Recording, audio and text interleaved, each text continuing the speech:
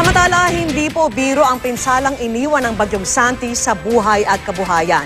Kabilang sa mga napuruhan at ngayon nasa state of calamity ang probinsya ng Nueva Ecija at ang bayan ng San Miguel sa Bulacan.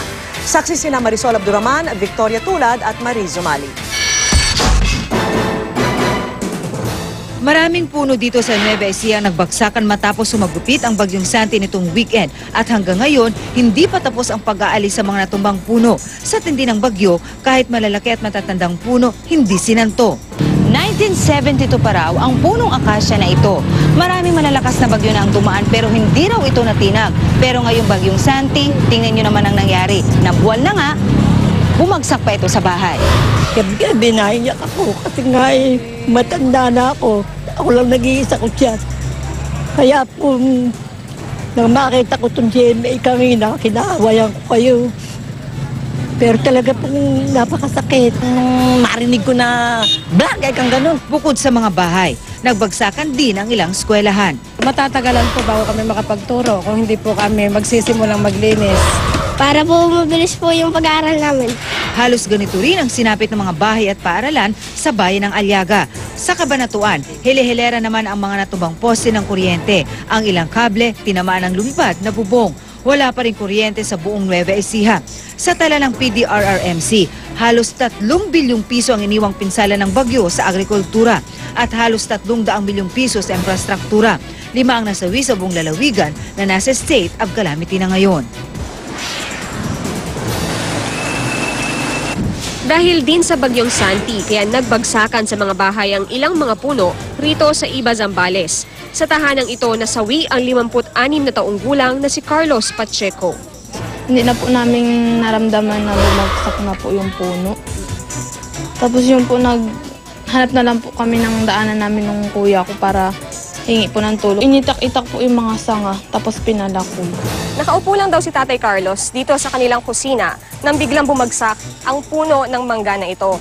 Ito yung mismong sanga na nakadagan sa kanyang likuran at sa laki ng sangang ito, kinailangan daw ng halos 20 katao bago siya natanggal sa pagkakadagan. Kinailangan din ng 2 oras bago nailigtas si Tatay Carlos. Sa mga oras na iyon ay hindi na raw niya maramdaman ang kanyang mga binti.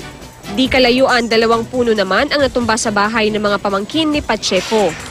Galos lang naman po bago po yung 1 taong kong kapatid na tabunan po siya ng mga hollow blocks. Nakakakaba po baka, kasi po naiisip ko baka po may napano na sa mga kapatid ko. Bumagsak na yung mga sangayan, bumagsak sa ibabaw ng bubong nila hanggang sa nagiba yung bahay. Ginamit na lang yung lakas na pag itaas ko ang yero, yun naman ang misis ko ang hahawak, akong dudukot sa bata. Bagamat napuruhan ang bayan ng Iba, maswerte pa rin daw na hindi malawakan ang pagbaha sa bayan. Sa damages, minimal pa rin. Yung kumpara mo doon sa nakaraang bagyo, tumama kasi yung bagyo sa Baydingalan. Sa may, doon sa gap ng Sierra Madre. Maswerte at nakalikas na ang mga nakatira sa mga bahay na ito sa San Miguel, Bulacan na mistulang nilamon ng ilog sa kasagsagan ng Bagyong Santi nitong Sabado. Nasa state of calamity ngayon ang San Miguel bagamat humupa na ang baha. Dito ulan sa San Miguel, may baha pa rin sa 7 barangay sa Kalumpit na pinag-aaralang isa ilalim sa state of calamity. Mabilis lumalim yung tubig eh. Oo. Ha? Delikado sa ano? Oo, delikado kasi tabi sapa pa kami. Doon sa area nyo, hanggang saan na? Balacan. Doon dito. Oo. Ilan anak mo? Isa lang? Isa. Isa pa lang? Kawa 1 month nga lang nito ngayon eh. Delikado po pagkabukong lumaki ang tubig. Nagkakarin po, umiikot ang tubig. Ah, talaga? Baka po may mga disgrasya sa amin. Pero meron pa rin masaya nagtampisaw o kaya'y dumiskarte sa baha para kumita. Dumadaan lang yung mga motor, binubuhat na namin, sama-sama kaming mga grupo. 4 bawat isang motor. Dadali naman doon sa may kabila. Magkano? 20. Kaysa mag-change oil sila, buhatin na lang namin. Kung gusto nilang pabuhat, 10 bawat isa. Hindi po ba kayo natatakot sa leptospirosis na kayo nakalubog? Siyempre natatakot din po, kaya lang alang magagawa, no choice na lumusong sa tubig. Yung mga bata parang hinahayaan lang na lumangoy na lumangoy? Mga pasaway po, kahit bawalin tuwa sa tubig.